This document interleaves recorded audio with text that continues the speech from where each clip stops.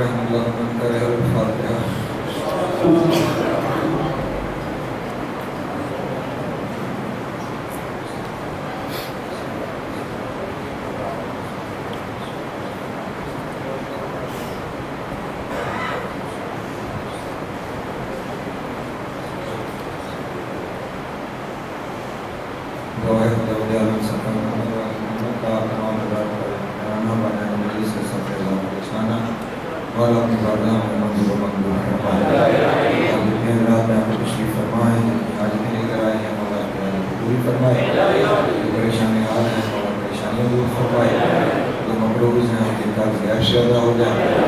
بے روزگار ہیں مولا عزت والا روزگار عطا فرمائے، جو باروزگار ہیں مولا رزق میں برکت عطا فرمائے، جو حج و زیارات کے مشتاق ہیں مولا حج و زیارات نصیب فرمائے، جو بے اولاد ہیں مولا اولاد مبینہ عطا فرمائے، جو با اولاد ہیں ان کی اولاد کو نیک پاک اور صالح عطا فرمائے، جو بیمار ہیں مولا شفائے کام دوائیاں نصیب فرمائے، مرحومین آپ کے بنے مجلس کی اور وہ جن کا کوئی دعا کرنے والا نہیں رہ گیا مولا سب کی قبر اور محشر کی منازل آسان فرمائے، شفاعت محمد و آل محمد نصیب ہو، حسین کی جنتوں میں اعلیٰ مقام عطا ہو۔ لاکھوں دعاؤں کی ایک ہی دعا وارث زمانہ کا ظہور جلد ہو جائے، ہم مولا کے نام پچھاتوں میں شمار ہو، امام کی قربت نصیب ہو، دوری نصیب نہ ہو، خاتمہ بالخیر ہو عقائد حقہ کے ساتھ۔ اللہم کل ولی کا حجت ابن الحسن صلواتک علیہ وعلی آلہ فی ہذہ الساعۃ وفی کل ساعۃ من ساعات اللیل والنہار ولی وحافظ وقائد وناصر ودلیل وعینا حتی تسکنہ ارضک طوعا وتمتعہ فیہا طویلا۔ اللہم صل علی محمد وآل محمد وعجل فرجہم وسائر مخرجہم وآل قدومہم من الجن والانس من الاولین والآخرین۔ یا کاشف الکرب عن وجہ الحسین علیہ السلام اکشف کربی وکرب المؤمنین بحق اخیک الحسین علیہ السلام۔ ایسی صلوات پڑھیں کہ تمام دعائیں مستجاب ہوں۔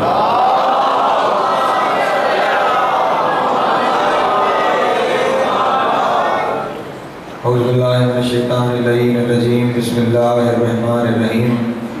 الحمدللہ الاول بلا اول کان قبلہ والآخر بلا آخر یکون بعدہ، خسرت الرویدہی ابصار الناظرین وعجزت الناطقین اوہام الواصفین، وصلی اللہ علی اشرف الانبیاء والمرسلین وخاتم النبیین ابی القاسم محمد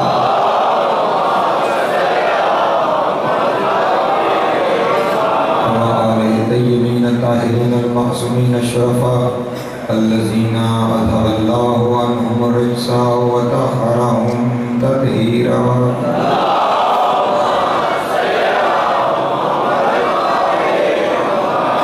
واللعنۃ الدائمۃ علی اعدائہم اجمعین من یومنا ھذا الی قیام یوم الدین۔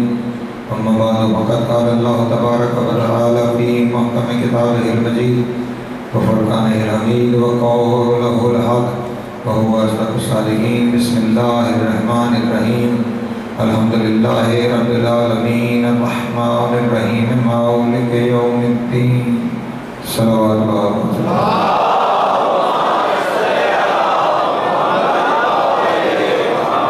پھر بھی ایک دفعہ بلند تر صلوات پڑھنا۔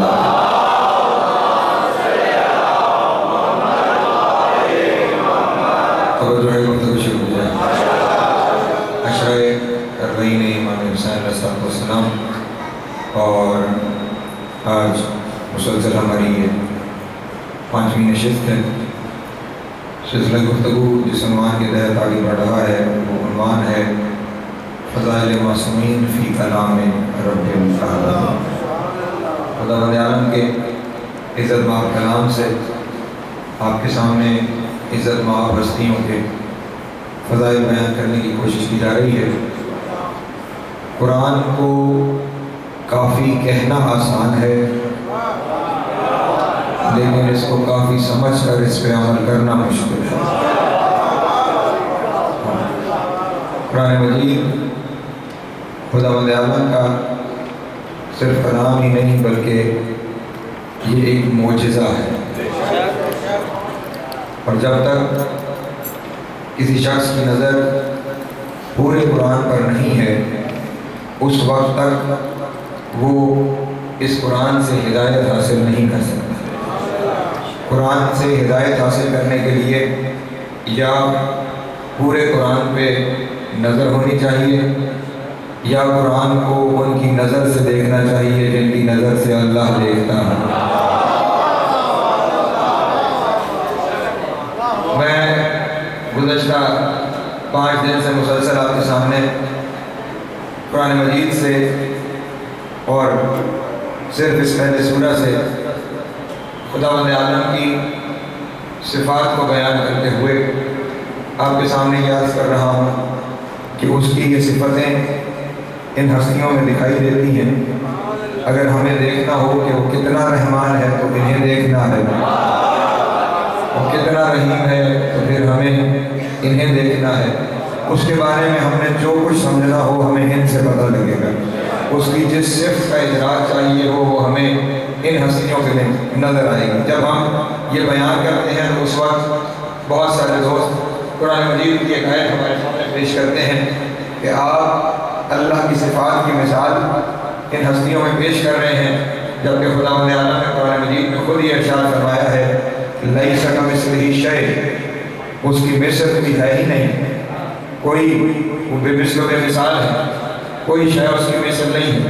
جب کوئی شے اس کی مثل نہیں ہے تو پھر آپ ان ہستیوں میں اس کی صفات کی مثالیں کیوں پیش کر رہے ہیں؟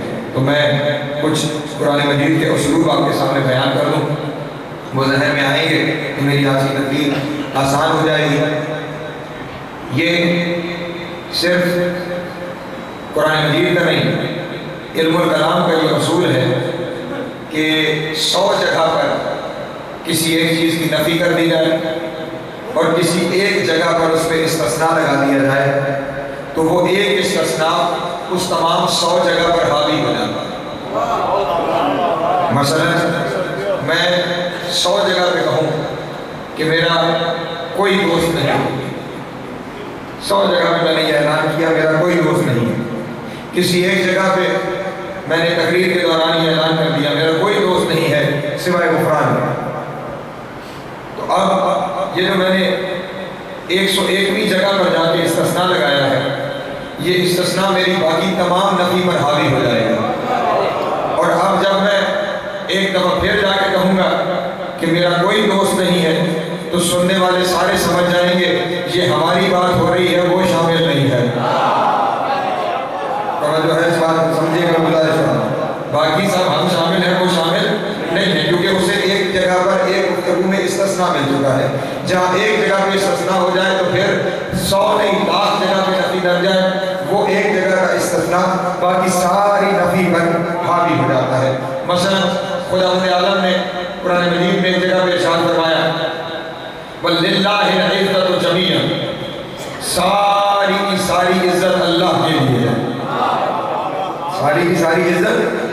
اب جب ساری عزت اللہ کے لیے ہے اس کا مطلب یہ ہوا کہ صرف اور صرف اللہ عزت دار ہے، اللہ کے علاوہ کوئی عزت دار نہیں ہے۔ لیکن یہاں پہ اس سے پہلے کہ میں اگلی دلیل پیش کروں مسلمانوں سے یہ سوال کروں گا کہ جو قرآن کی ایک ایک آیت پکڑ کے نتیجے بناتے ہو، اللہ کہہ رہا ہے ساری عزت صرف اللہ کے لیے ہے۔ جب ساری عزت اللہ کے لیے ہے تو تم توحید کے قانون کس لیے بنا رہے ہو؟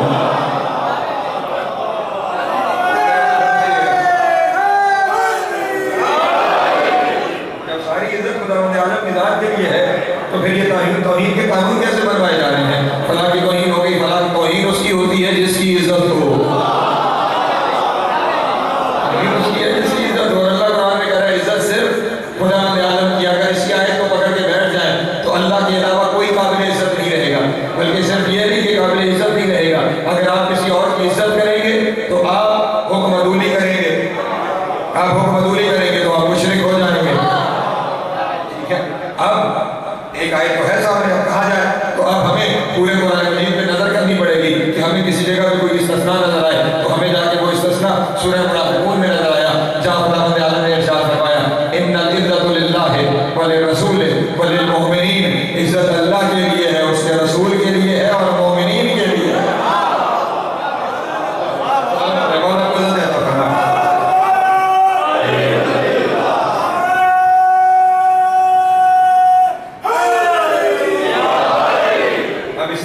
استثناء نے وہاں پہ اس نبی کے اوپر استثناء لگایا کہ اللہ کے علاوہ اور بھی ہیں کہ جن کی عزت موجود ہے۔ خدا تعالیٰ نے ایک اور جگہ قرآن مجید میں ارشاد فرمایا کوئی غیب نہیں جانتا الا ہوا سوائے اللہ کے۔ اب یہ ایک جگہ پہ نہیں، یہ بات خدا تعالیٰ نے 20 جگہ پہ ارشاد فرمائی کہ کوئی غیب نہیں جانتا سوائے اللہ کے۔ صرف اللہ ہے جو عالم الغیب ہے، وہی اللہ جس نے 20 جگہ پہ کہا کہ اس کے علاوہ کوئی غیب نہیں جانتا، اسی نے سورہ جن میں ارشاد فرمایا عالم الغیب لا یظہر علی غیبہ احدا، وہ عالم الغیب ہے، وہ اپنے غیب پہ کسی کو آگاہ نہیں کرتا الا من ارتضی، سوائے ان کے جنہیں مرتضی بنائے۔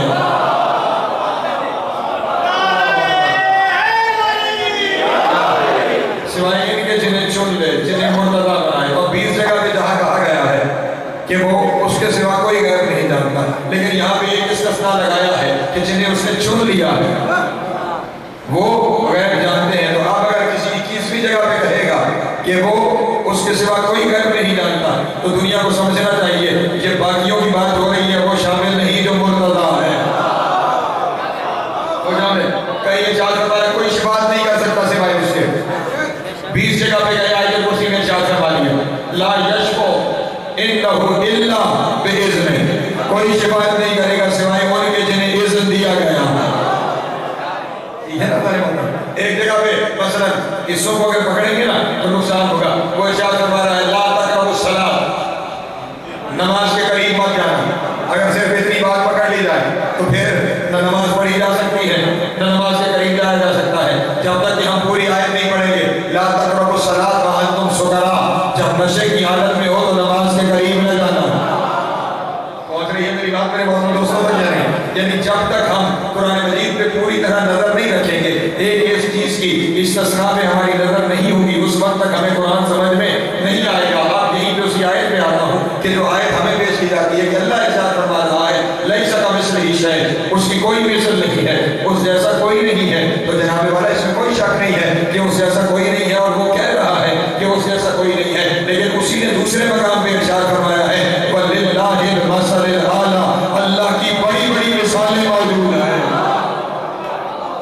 توجہ وَلِلَّهِ الْمَثَلُ الْأَعْلَىٰ، اللہ کی بڑی مثالیں موجود ہیں، اللہ کی بڑی مثالیں موجود ہیں۔ اب دونوں آیتوں کو ملایا کیسے جائے، کیسے دونوں آیتوں میں رب پیش کیا جائے، تو یوں ہی آپ کے سامنے پیش کرتا ہوں لیس کمثلہ بھی ٹھیک ہے، وَلِلَّهِ الْمَثَلُ الْأَعْلَىٰ بھی ٹھیک ہے۔ جب ذات کی بات آئے گی تو لیس کمثلہ شیء ہے، جب صفات کی بات آئے گی تو لِلَّهِ الْمَثَلُ الْأَعْلَىٰ، ذات میں وہ بے مثال ہے، ذات میں نہ اس جیسا کوئی ہے نہ کوئی ہو سکتا ہے۔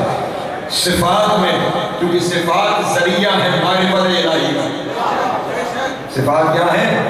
ذریعہ ہے معرفت الہی کا۔ تو آپ جب معرفت الہی کا ذریعہ ہیں تو پھر ایسی ہستیاں ضروری ہیں کہ جن سے اس کی صفتوں کا اظہار ہوتا رہے، جن سے اس کی صفتیں دکھائی دیتی رہیں۔ میں ایک دلیل پیش کروں اور اپنی گفتگو کو آگے لے کے چلوں۔ ایسی ہستیاں ضرورت ہے کہ جن سے اس کی صفتوں کا اظہار ہوتا رہے۔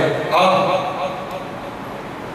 نہیں یوں بات کو سمجھیے، میرے نبی سے پہلے 1,24,000 نبی گزرے، ان میں سے ایسے بھی ہیں جن کی تبلیغ سینکڑوں سال ہے۔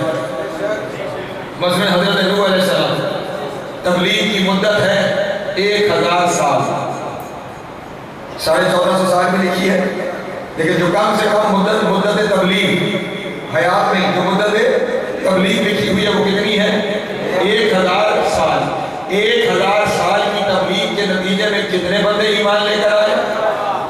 80 بندے، کل 80 بندے 1000 سال کی تبلیغ کے بعد ایمان لے کر آئے۔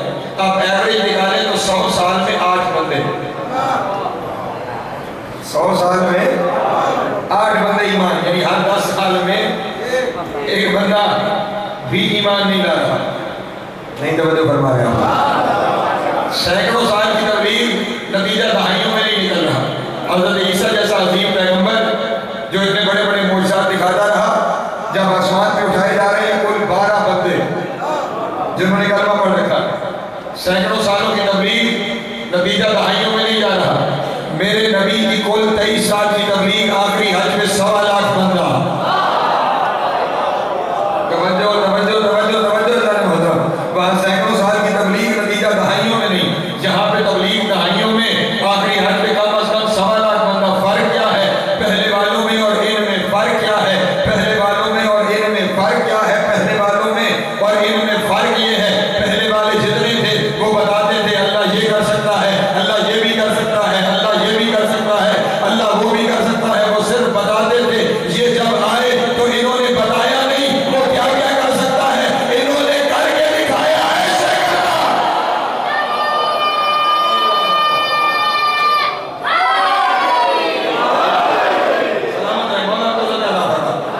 حسین کی ماں کو سلامت رکھے. انہوں نے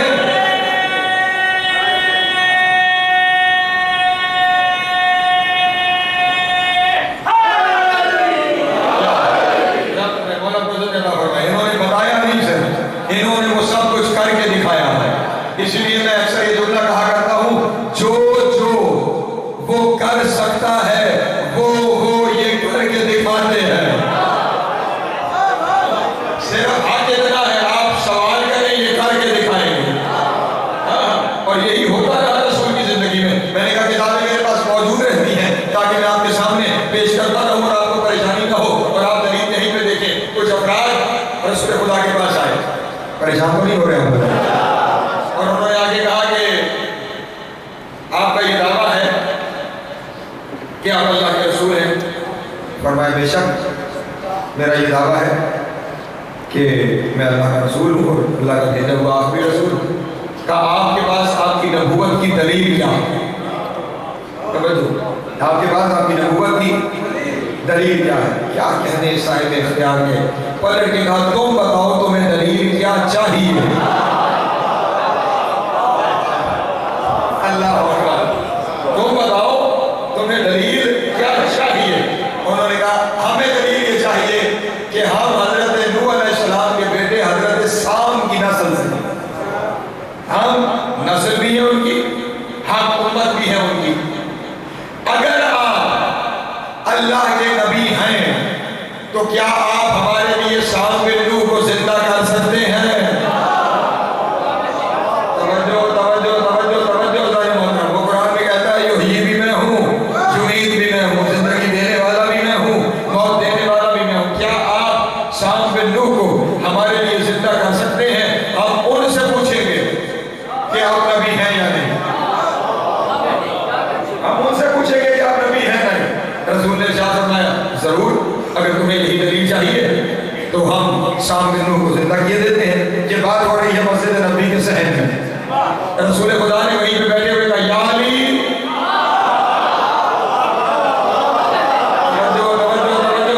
میں کتاب کے ہاتھ نہ دکھاؤں تو میں مجرم ہوں. یا علی، جی یا رسول اللہ، انہیں اندر مسجد میں لے جاؤ، مسجد کی محراب کے پاس جا کر حکم دینا سام باہر آ جائیں گے. اللہ اکبر، محراب مسجد کے پاس جا کے حکم دینا سام باہر آ جائیں گے. علی انہیں ساتھ لے کر وہی محراب مسجد میں پہنچے. محراب مسجد میں پہنچ کر جو کتاب کے نام سے وہ پڑھ رہا ہوں اپنی بھرتی ڈالوں، میں مجرم ہوں، یہ لفظ لکھے ہوئے ہیں. علی نے زمین میں ٹھوکر ماری، علی نے زمین پہ ٹھوکر ماری. فوراً مسجد نبی کی محراب کی زمین شک ہوئی اور ایک بزرگ اس محراب سے باہر آئے اور اپنے لباس کو جھاڑ رہے تھے. جیسے ہی انہوں نے علی کو دیکھا فوراً زبان سے کہا اشہد ان لا الہ الا اللہ وحدہ لا شریک لہ واشہد ان محمدا عبدہ ورسولہ واشہد انک مسیح رسول اللہ. میں گواہی دیتا ہوں اللہ وحدہ لا شریک ہے، میں گواہی دیتا ہوں محمد رسول ہے، میں گواہی دیتا ہوں تو ہی اس کا سچا مسیح ہے.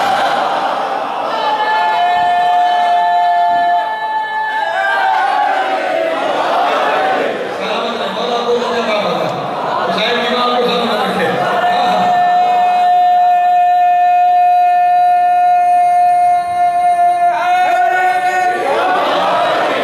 میں گواہی دیتا تکبیر، نعرہ رسالت، نعرہ حیدری، آواز بلند تلوار.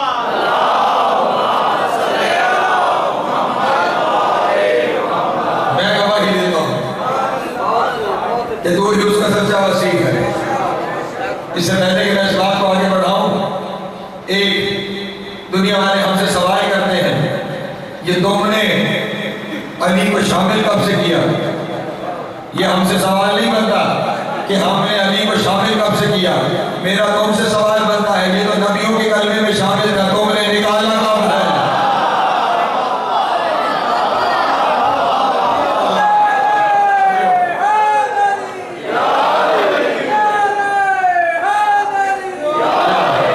سلامت رہے، مولا کو زندہ باد رکھے. یہ تو انبیاء کے کلمے میں شامل ہے. نکالا کب گیا ہے؟ وہ تاریخ تلاش کرو اور اس بد نسل کو تلاش کرو.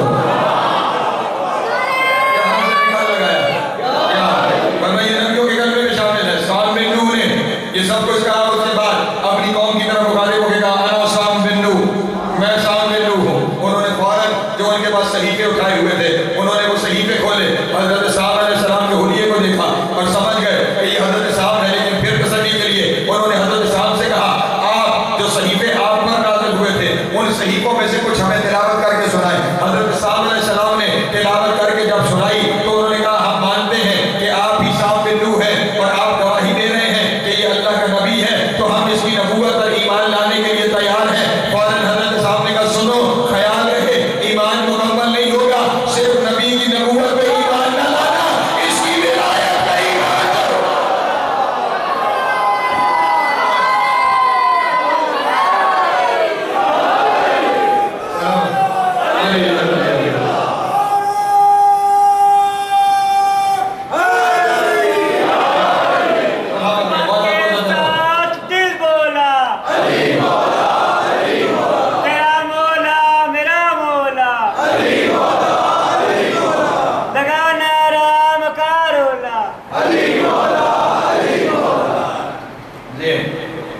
اس پر بھی ایمان لانا، ورنہ تمہارا ایمان مکمل نہیں ہوگا۔ اس کا مطلب اکمال ایمان نبی بتا رہا ہے۔ یہ ہے، میں نے کیا کہا تھا آپ کو، پہلے والے بتاتے تھے، یہ کر کے دکھاتے ہیں، یہ اس کی ہر صفت کا اظہار کرتے ہیں تاکہ دنیا کو پتہ چل سکے، اور یہی تو اس گھرانے کا کمال ہے۔ کرتے یہ ہیں، منواتے اسے ہیں، کرتے یہ ہیں، منواتے اسے ہیں۔ ہمیشہ ہر کام کرنے کے بعد سجدہ کر کے منوایا اسے، ہر کام کرنے کے بعد سجدہ کر کے منوایا اسے۔ کمال یہی ہے، یہ ساری زندگی خود کو چھپا چھپا کر اسے منواتے رہے، یہ خود کو چھپا چھپا کر اسے منواتے رہے۔ اور اب جو حکم دیتا ہے نا بندوں کو، تو ایسا نہیں ہے کہ جو لوگوں کو دے رہا ہے وہ اپنی فطرت میں بنایا ہے نا، وہی کام کو خود بھی کرتا ہے۔ ہل جزاء الاحسان الا الاحسان، تم اپنے آپ کو چھپا چھپا کر مجھے منواتے رہے ہو، قیامت تک اب میں تمہیں منواتا رہا۔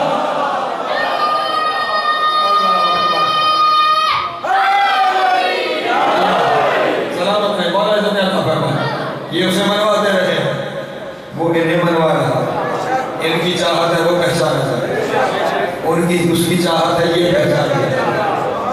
اب آپ کی مرضی ہے، ان کی چاہت میں عمل کریں یا ان کی چاہت میں عمل کریں، یا دونوں کی چاہت میں عمل کریں۔ دونوں کی چاہت میں ایک ہی صورت میں عمل ہوگا، اسے جہاں مانیں گے وہاں ان کا اعلان کرنا پڑے گا۔ ایک سوال پڑھے بآواز بلند آواز۔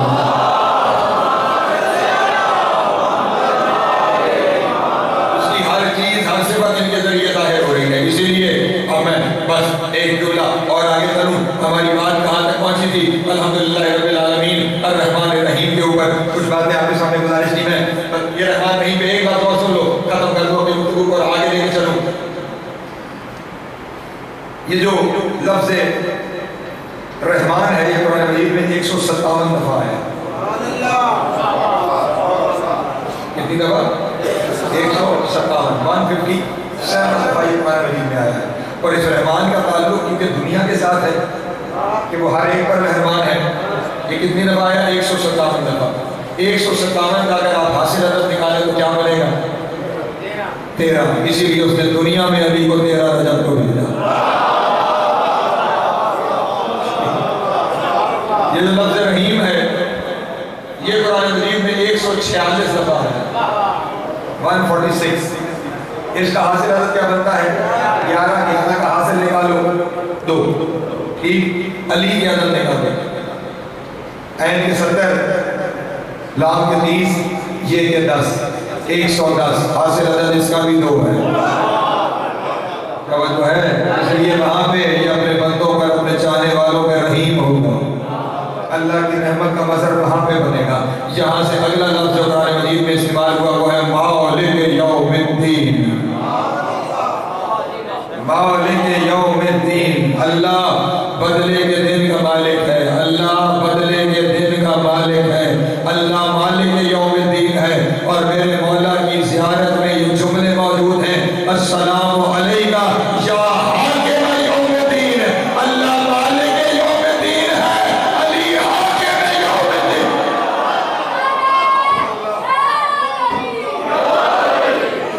مولا کو جو کہتا ہوں زیارت اٹھا کے دیکھ لیجیے گا، میرے مولا کی زیارت میں یہ جملے ہیں کہ علی حاکم یوم الدین ہے، علی حاکم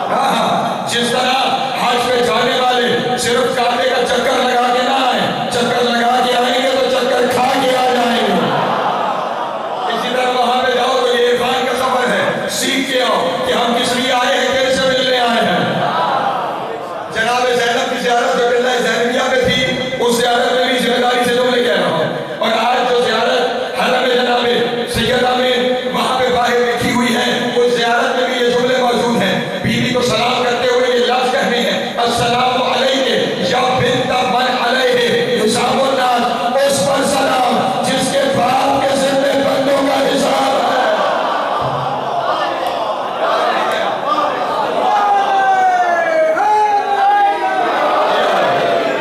روز محشر حساب علی کو دینا ہے، روز محشر حساب علی کو دینا ہے. عمل علی کے سامنے پیش کرنے ہیں. جملہ علیہ کرنے لگا وہ عمل علی کے سامنے پیش کرنے ہیں. ہر عمل علی کو دینا ہے. یا لیجیے میری نماز، یا لیجیے میرا روزہ، یا لیجیے میرا حج، یا لیجیے میری زکات. پھر اتنا خیال رکھنا جب عمل علی کو پیش کر رہے ہو تو شرم نہ آئے پیش کرتے ہوئے کہ یا علی عمل بھی لایا ہوں اور علم تیری ولایت بھی ہے.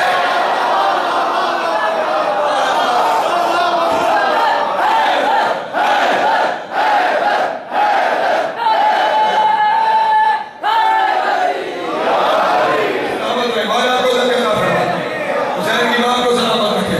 پیش تو جا کے ان کے سامنے کرنے ہیں، پیش تو ان کے سامنے کرنے. اور پھر ارشاد فرمایا، یہ قرآن کرام میں مجید ارشاد فرما رہا ہے نا، اِنَّ إِلَيْنَا إِيَابَهُمْ وَإِنَّ عَلَيْنَا حِسَابَهُمْ. تم نے پلٹ کے آنا بھی ہماری طرف ہے، تم نے پلٹ کے حساب بھی ہمیں دینا ہے. مولا فرما رہے وہ ہم ہیں جن کے پاس آنا ہے. آپ کے مکتب کا یہ مسلمہ اصول ہے، اور اگر نہیں پتا تو یہ ذہن میں رکھیے گا بھی توحید نہیں کامل. آپ کے مکتب کا یہ مسلمہ اصول ہے کہ اللہ نہ یہاں دکھائی دیتا ہے نہ وہاں دکھائی دے گا. جو دکھائی دے وہ اللہ نہیں ہوتا. یہ طے شدہ اصول ہے توحید کا کہ وہ رویت سے بالاتر ہے. جو موسیٰ کو کہہ رہا ہے لن ترانی، تو کبھی نہیں دیکھ سکتا، تو حیران ہو سکتا ہے یہاں دکھائی دیتا ہے نہ وہاں دکھائی دیتا ہے. تو جب نہیں دکھائی دیتا وہاں سامنے نہیں آئے گا تو اعمال کسے دکھاؤ گے؟ کس کے سامنے پیش کرو گے؟ اگر میں فکر پہ جاتا نا فرشتے اعمال چیک کریں گے، بڑے خوش ہو جائیں گے. سبحان اللہ سبحان اللہ. نوکر چیک کرے تو سبحان اللہ، سردار چیک کرے تو استغفر اللہ.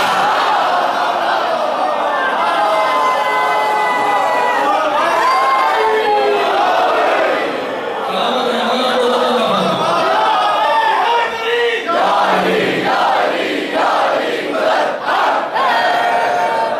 چھوڑو علی کے معاملے میں ڈرنا، بہت ڈر لیا. اگر ایسے ہی ڈر ڈر کے دب کے رہو گے، نسلوں کو کیا بتاؤ گے کہ علی کیا ہے؟ بعد میں آئے گا تو کیا منہ دکھاؤ گے کہ علی کیا ہے؟ جو ہے چھوڑو ڈرنا. کیسا ڈرنا؟ علی کو سادہ ولی مانو گے تو بھی خطرے میں ہو، اور فضائل علی پر ایمان لے آؤ گے تو بھی خطرے میں ہو. چھپا چھپا کے بچایا کیا ہے؟ یہ سلوات پر امام والے بلند علیہ محمد.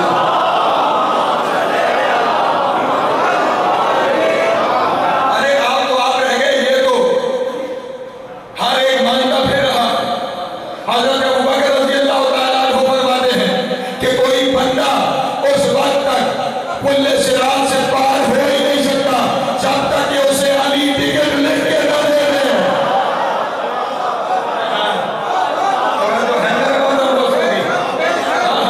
وہاں پہ جب پل صراط سے پار کا ٹکٹ علی نے دینا ہے تو چیک کرے گا تو ٹکٹ دے گا.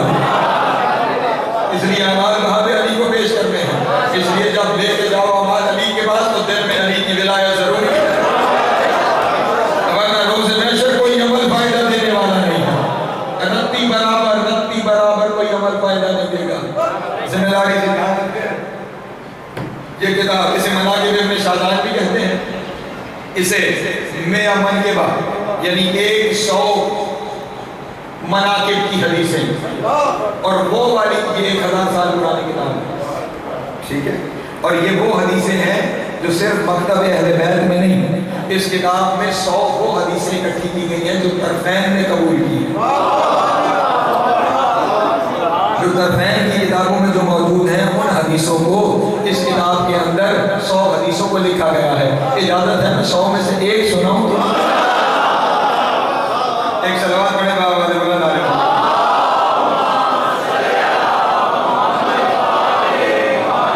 حدیث رسول ہے. علی سے مخاطب ہوئے اور علی سے مخاطب ہو کے ارشاد فرمایا یا علی انت مولا المؤمنین یا علی انت الحجہ بعدی علی الناس اجمعین استوجب الجنت من تولاک واستحق النار من عاداک. یا علی آپ امیر المؤمنین ہیں, آپ میرے بعد حجت ہیں. یا علی جنت اس پر واجب ہے جو آپ سے محبت کرے.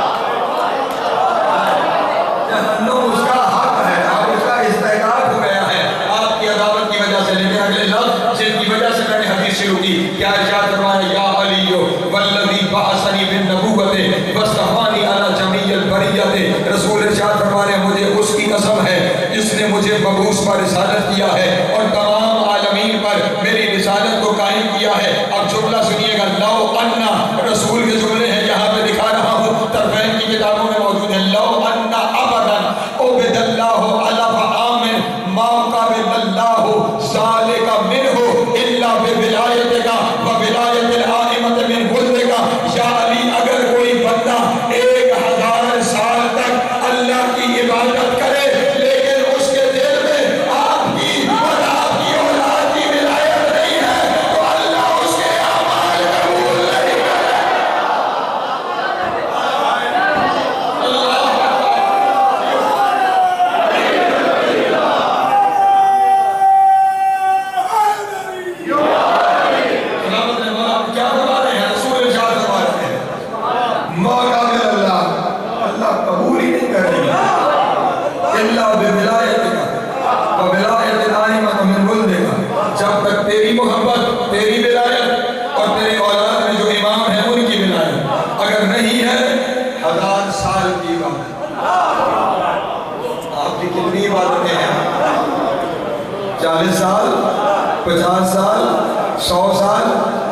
جس کے یہاں 1000 سال کی عبادت بغیر علی کے قبول نہیں ہوتی, وہاں پہ بندہ 2 سجدے کر کے کہے کہ میرے قبول ہو جائیں گے.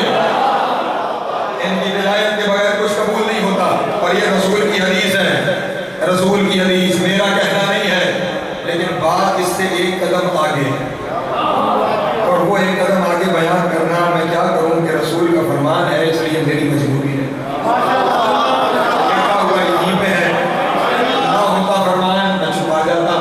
لیکن میں اسے چھپا نہیں سکتا جو چھپ گیا ہے. بات چھپی ہوئی نہیں, بات چھپی ہوئی ہے. عبادت تو قبول نہیں جب تک کہ یہاں علی اور علی کی اولاد کی ولایت نہیں. لیکن ایک مرحلہ ایسا ہے, عبادت بغیر ولایت کے قبول نہیں, اور کوئی چیز ایسی ہے جس کے بغیر ولایت بھی قبول نہیں.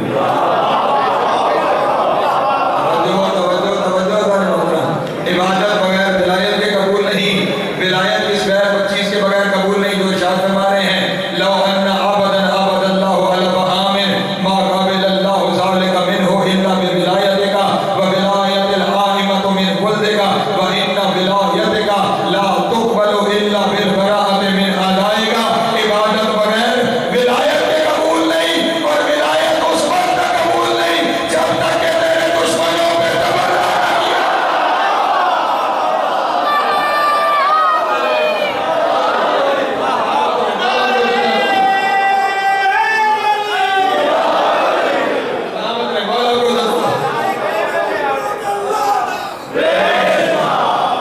ولایت کے بغیر عمل قبول نہیں, برات کے بغیر ولایت قبول نہیں. جبریل نے فوراً آ کے کہا یا رسول اللہ, مولود یا رسول اللہ, بیان بڑا سخت ہے. وہاں پہ شاید سوچ رہے ہوں گے, رسول سے آ کے کہا یا رسول اللہ, بیان بڑا سخت ہے. رسول نے ارشاد فرمایا فمن شاء فلیؤمن فمن شاء तकफुर, मेरा काम बताना था। मर्जी है मान के मोमिन बनो, मर्जी है इनकार करके काफिर हो जाओ। हमारे दिल में तो पहुंचा देना है, वो हम पहुंचाए दे रहे हैं। उसके बाद फिर आपकी अपनी मर्जी है कि आपने किस रास्ते में जाना है। बात वो बताई है तो मेरी है, जो मैंने आपको यहाँ से पेश कर दी।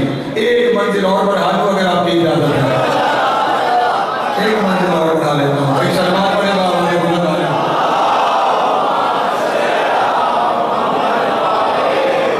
फिर भी एक दफा बुलंदर सलवार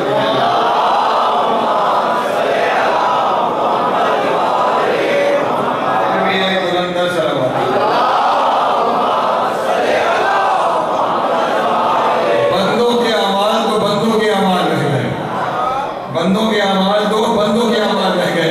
अल्लाह के रसूल ने इरशाद फरमाया, और हर बात कसम से, वहाँ कह रहे थे मुझे उसकी कसम है कि जिसने मुझे मबूस पर रिसालत किया है। यहाँ इरशाद फरमा रहे हैं, फवल्लज़ी नफ्स मुहम्मद बियदिही, उस अल्लाह की कसम कि जिसके कब्ज़े कुदरत में मुझ मोहम्मद की जान है।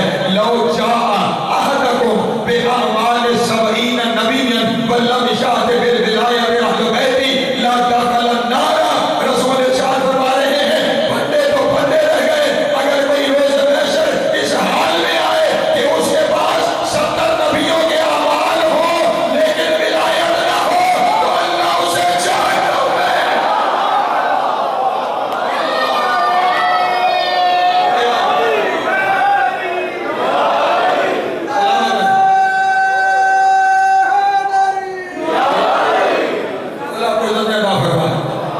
कोई आए और इस हाल में आए कि उसके बाद 70 नबियों के अमाल हो, 70 अंबिया के अमाल हो, लेकिन अगर विलायत अहले बैत दिल में नहीं है तो अल्लाह जहन्नम में भेजेगा। इसका मतलब ये हुआ अमल काम तब आएंगे जब विलायत होगी। हाँ, इसलिए जन्नत अगर अमाल पे लेनी है, अमाल पे ले लो, मुझे एतराज थोड़ी है। तो जन्नत अमाल पे मिलेगी, लेकिन कौन से अमाल? जिनमें विलायत होगी। हाँ, अगर विलायत के बगैर ले जाओगे तो उन अमाल की हैसियत वही है जो गधों के मुकाबले में भूसे की होती है। ठीक है ना?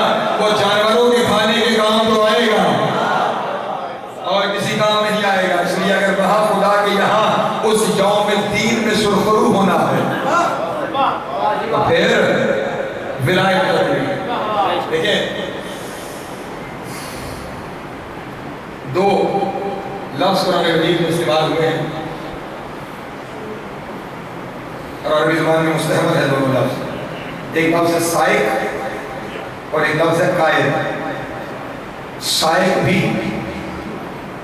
लीड करने के मानों में आता है, गिरोह को लेकर चलने के मानों में आता है, और कायद भी लेके चलने के मानों में आता है। लेकिन साइक और कायद में एक फर्क है। साइक वो है कि जो अपनी रैयत को हाँक के ले जाए। जैसे एक रेवड़ का गडरिया होता है और अपने रेवड़ को हाँक के ले जा रहा होता है, यानी वो नहीं जाना चाह रहे होते, ये लेके जाता है। चलो मंजिल की तरफ चलो, अपने बारे की तरफ चलो, अपनी चरागाह की तरफ चलो। ये जो पीछे से लेकर लोगों को चले, ये साइक है। और कायद वो है जिसे हाँकना ना पड़े, लोग खुद उसके पीछे चले, जहां वो जाए लोग उसके पीछे जाए, जहां वो जाए लोग उसके पीछे जाए। जितने अंबिया हैं खुदावंद आलम ने कुरान मजीद में क्या फरमाया, साइक़ुन व शहीद, ये अपने उम्मत पर गवाह भी हैं लेकिन साइक हैं। रोज़े महशर अपनी उम्मत को हाथ के मैदान महशर में लाएंगे। चलो तुमने हिसाब देना है, हमने तुम्हें हुक्म दे दिया था ना, तुमने हिसाब देना है। लोग नहीं जाना चाह रहे होंगे, अपने अमाल की वजह से डर रहे होंगे, लेकिन नबी उन्हें लेके जाएंगे। चलो तुमने मैदान महशर में हम तुम्हें समझाते रहे थे, हिसाब देना है। चलो उस मैदान महशर में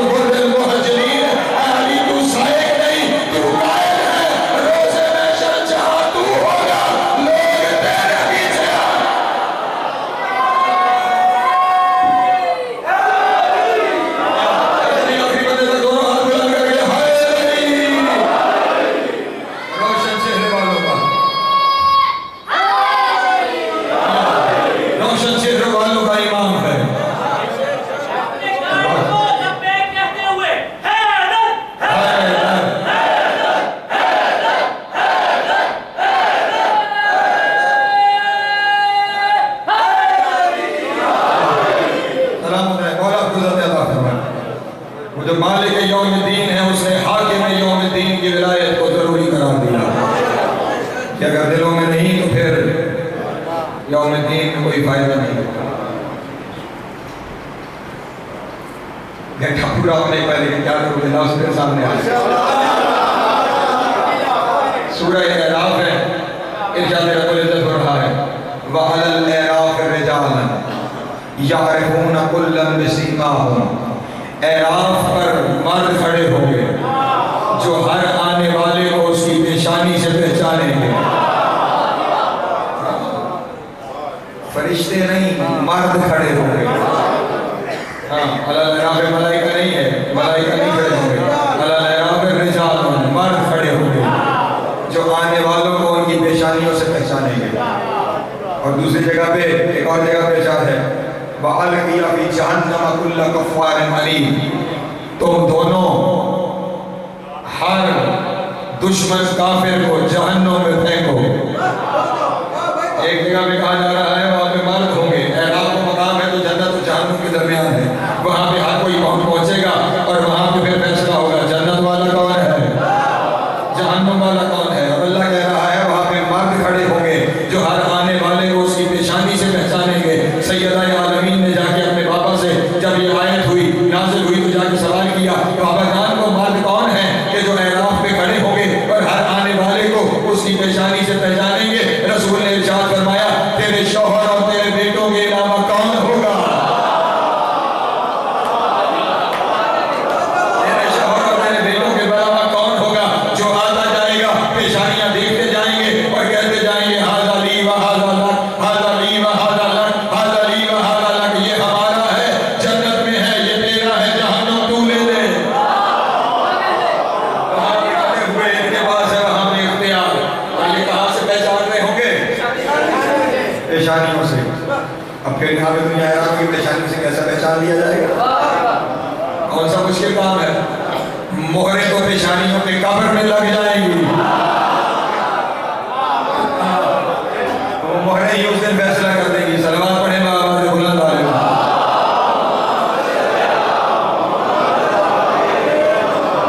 یہ جن کو یوم الدین میں جا کر حساب دینا ہے, اللہ جانے امت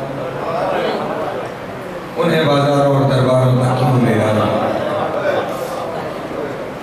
نہ جانے کیا دشمنی تھی. ایک روایت مصیبت کی میرے سامنے آ گئی, بہت وقت دیا میں نے آپ کا.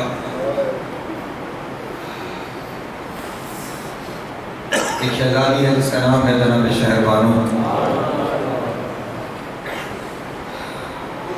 ایران سے قید ہو کر مدینہ پہنچی. جب آئی شہزادی ہے ایران کی, 700 کے قریب کنیزیں ہیں جو قید ہو کر آئی ہیں. یہاں پہنچی تو قسمت نے یاوری کی.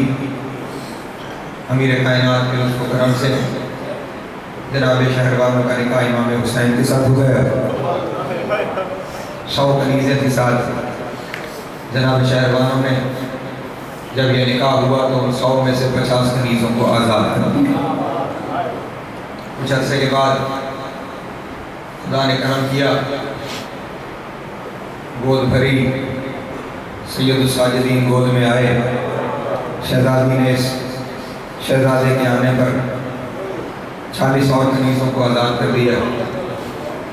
چند کنیزیں باقی رہ گئیں, ان میں ایک کنیز ہے جس کا نام ہے شیرین. حضرکم اللہ. یہ کنیز تو جناب شہربانو کی ہے, لیکن اسے خصوصی محبت ہے جناب زینب کے ساتھ. کوشش کرتی ہے جہاں علی کی بیٹی ہو وہاں پہ موجود رہے, اور اگر جناب زینب نہیں ہے تو جہاں امام حسین ہے وہاں موجود رہتی ہے, ان کی خدمت کی کوشش کرتی ہے. جب جناب شہربانو نے دیکھا کہ خصوصی رابط ہے اس کا امام حسین اور جناب زینب کے ساتھ, تو جناب شیرین کو جناب شہربانو نے امام حسین کو ہبہ کر دیا. ہمارا یہ میری کنیز ہے, میں آپ کو ہبہ کرتی ہوں.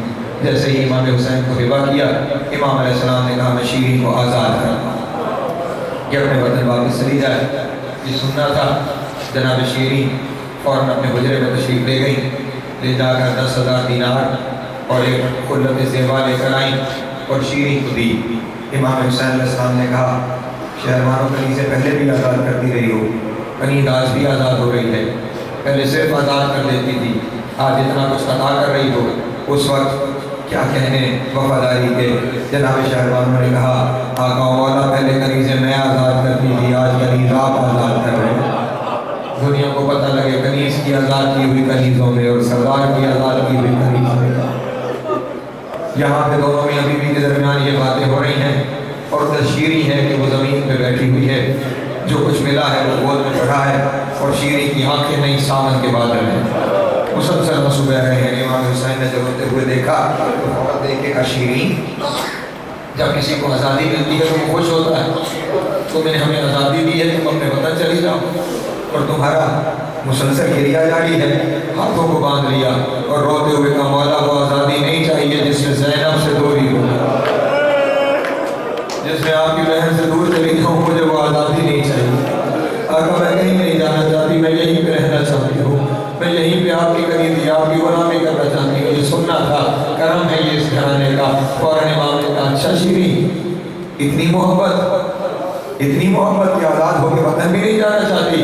لو شیریں اگر تمہیں ہم سے اتنی ہی محبت ہے نا، ساری تقریر میں ایسی محبت اور ولایت میں کرتا چلا گیا، اگر تمہیں ہم سے اتنی ہی محبت ہے، ہم نے تمہیں آزاد کر دیا ہے، ہم تمہیں پھر کنیز نہیں بنائیں گے، لیکن اس محبت کے صلے میں آج کے بعد تم اس گھر میں ہماری بہن بن کے رہو،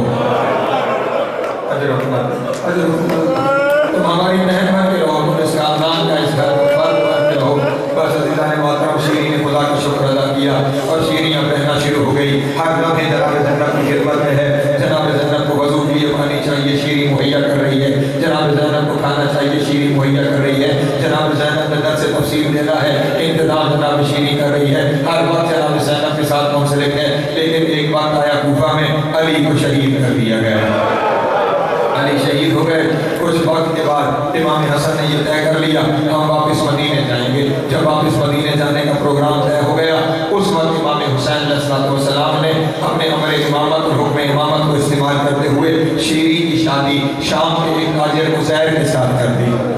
کہا شیریں یہ میرے نانا کی سنت ہے، یہ میرے نانا کا دین ہے، ہم تمہاری شادی عزیر کے ساتھ کر رہے ہیں، تم اس کے ساتھ اس کے گھر روانہ ہو جاؤ، اس کے وطن واپس چلی جاؤ، ہم اپنے وطن واپس جا رہے ہیں۔ جب شیریں جانے لگی نا، جاتے جاتے پلٹی، جناب زینب اور امام حسین تخت پہ بیٹھے ہوئے تھے، سامنے آ کر زمین پہ دونوں میاں بیوی بیٹھ گئے۔ شیریں نے ہاتھوں کو باندھ کے کہا مولا آپ نے حکم دیا ہے نا، اس لیے حکم کی تعمیل میں جا تو رہی ہوں، لیکن جاتے ہوئے ایک سوال کرنا چاہتی ہوں۔ کہا شیریں پوچھو کیا پوچھنا چاہتی ہو؟ ہاتھوں کو باندھ کے کہا کبھی کرم فرمائیں گے، کنیز کے گھر آئیں گے؟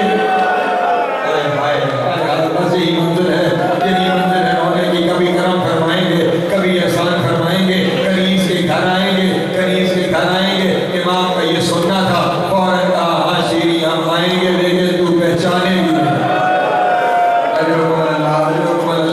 کرم گریا ہم آئیں گے لیکن تو پہچانے گی نہیں، ہم آئیں گے لیکن تو پہچانے گی نہیں۔ ہاتھوں کو باندھ کے کہنے لگی مولا آپ کی غلامی میں اتنا وقت گزارا ہے، کیسے ممکن ہے کہ آپ آئیں اور میں نہ پہچانوں؟ حسین کی آنکھوں میں آنسو آ گئے، روتے ہوئے کہا جس حال میں ہم آئیں گے شیریں کوئی نہیں پہچان پائے گا۔ رو کے کہنے لگی اچھا مولا اتنا بتا دیں کب آئیں گے، کب تشریف لائیں گے؟ حسین نے روتے ہوئے کہا 61 ہجری کی 10ویں محرم کے بعد انتظار کرنا، 61 کی 10ویں محرم کے بعد انتظار کرنا، ہم تیرے گھر آئیں گے۔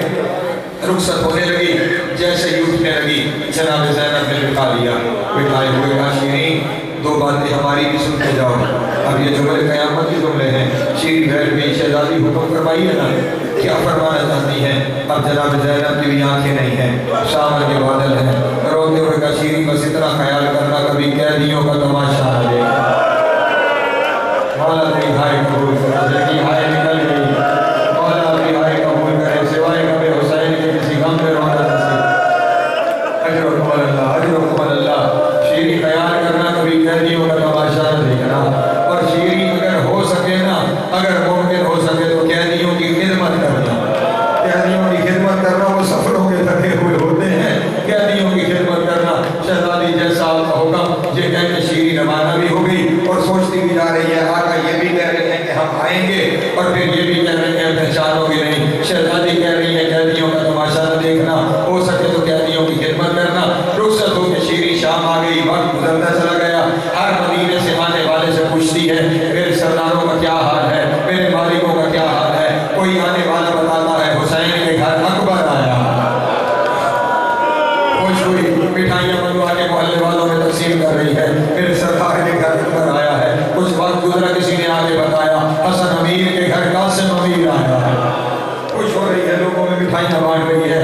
وقت گزرتا چلا گیا. 50 ہجری تھی, ماہ رمضان کے مہینے کے آخری دن تھے. مدینے سے کوئی شخص آیا, اسے کہنے لگی میرے سرداروں کا کوئی حال بتا ہو, میرے مالکوں کا کوئی حال بتا ہو. اس نے کہا شیریں نہ پوچھ, شیریں نہ پوچھ. کہنے لگی میرے دل کو ہاتھ پڑ رہا ہے, بتاؤ تو صحیح ہوا کیا. اس نے کہا حسن امیر کو زہر مل گیا. اجرکم اللہ, اجرکم اللہ, اجرکم اللہ. مولا بقیہ قبول گئے. حسن امیر کو زہر مل گیا ہے. زہرا کا لال پردہ کر گیا ہے, زہرا کا لال پردہ کر گیا ہے. بس اس کے بعد کسی نے کبھی شیریں کے چہرے پہ مسکراہٹ نہیں دیکھی. ہر بار گھر میں ایک ہی بہن ہے, ہائے حسن, زہرا کا ناظرین کہاں, زہر کہاں. اجرکم اللہ, اجرکم اللہ. بس گریے میں مشغول رہتی ہے, گریے میں مشغول رہتی ہے. وقت گزرتا گیا, میں سمیٹوں اپنے بیان کو. وقت گزرتا گیا, جیسے ہی 61 ہجری کے محرم کی 10ویں کا دن گزرا, اپنے شوہر کو بلا کے کہا حسین شاد ہے. حسین نے کہا تھا میں 10ویں کے بعد آؤں گا. حسین نے کہا تھا میں 10ویں کے بعد آؤں گا. یہ کہہ کے سوچنے لگی, کہنے لگی حسین کا اور تو یہاں آنے کا کوئی مقصد مجھے سمجھ میں نہیں آتا. یہی قیامت کا جملہ ہے جو عالم تصور میں ہے. ذرا اس جملے کو ہی محسوس کیجیے گا اور کوشش کیجیے گا کہ آپ کی ہائے نکل آئے. مجھے اور تو کوئی وجہ سمجھ نہیں آتی. ہاں یہ ممکن ہے حسین کا اکبر جوان ہو گیا ہوگا, اکبر کی شادی ہوگی, حسین اکبر کی بارات لے کے یہاں سے گزر. اجرکم اللہ, اجرکم اللہ. جن کے دل میں اکبر کا درد ہے, حسین نے اکبر کی بارات لے کے گزرنا ہوگا. اپنے غلاموں کے گھر آئے گا, اپنی نگیز کے گھر آئے گا. جلدی کر حسین, جا بازار لے جا, بازار سے قالین خرید کے لا. گھر کو اس شایان نشان بنایا جائے کہ حسین کے بیٹے کی بارات آ سکے. حسین گیا, سرخ قالین خرید کے لے آیا. ایک قالین بچھایا, بچھا کے کہنے لگی یہاں آقا حسین کو بٹھاؤں گی. دوسرا قالین بچھایا, بچھا کے کہنے لگی یہاں میرا مولا عباس بیٹھے گا. تیسرا قالین بچھایا, یہاں میرا بڑھا اکبر بیٹھے گا. اس کے ساتھ سید سجاد کو بٹھاؤں گی. اکبر کے ساتھ محمد بیٹھے گے, اکبر کے ساتھ قاسم بیٹھے گے.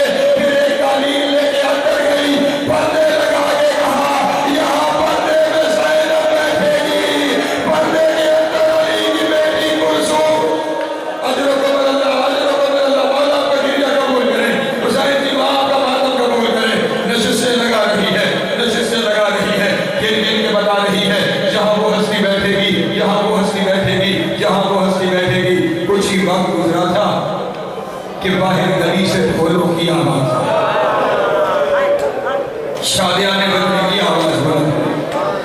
فوراً کہنے لگی عزیر باہر جا کے دیکھو نا آج یہ ہماری گلی میں شور کیسا ہے, آج یہ باہر کس طرح کے شادیانے بجائے جا رہے ہیں. فوراً عزیر باہر گیا, واپس آیا تو عزیر کی پگڑی کے پیش کھول کے گلے میں آ گئے تھے. روتے ہوئے کہنے لگا باہر کوئی خوشی کے شادیانے نہیں ہے, قیدیوں کا کوئی قافلہ آیا ہے. عجیب قیدی ہے, مسنونات کے سروں پہ چادر نہیں ہے, ان کے ہاتھ یہاں پہ بندھے ہوئے ہیں. ان میں 4 سال کی بچی ہے جس کے رخساروں پہ رنگ بجھا ہوا ہے.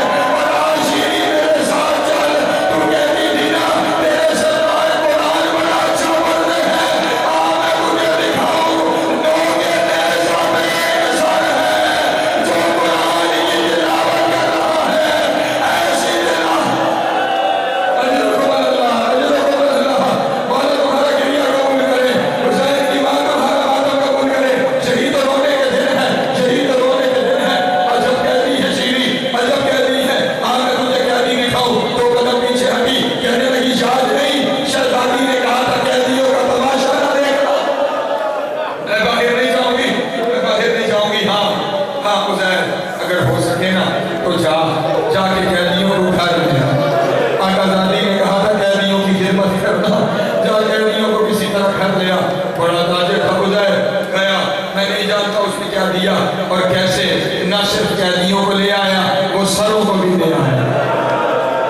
को भी ले आया। जहां हुसैन ने बैठना था वहां सर रखे गए। अल्लाह करे मैं इससे आगे लफ्ज़ कह सकूं, आप लफ्ज़ बर्दाश्त कर सके। जहां हुसैन ने बैठना था वहां पे सरों को रखा गया। बीच सहन के फिर बगदा चादर मसूरात बैठ गई। शीरी करीब आई, आगे पूछने लगी, बीवियों मुझे बताओ इनमें तुम्हारी सरदार बीवी कौन है, इनमें तुम्हारी सरदार बीवी कौन है। सबने जनाब ज़ैनब की तरफ इशारा किया, ये हमारी सरदार बीवी है। करीब आगे कहने लगी, कैदियों की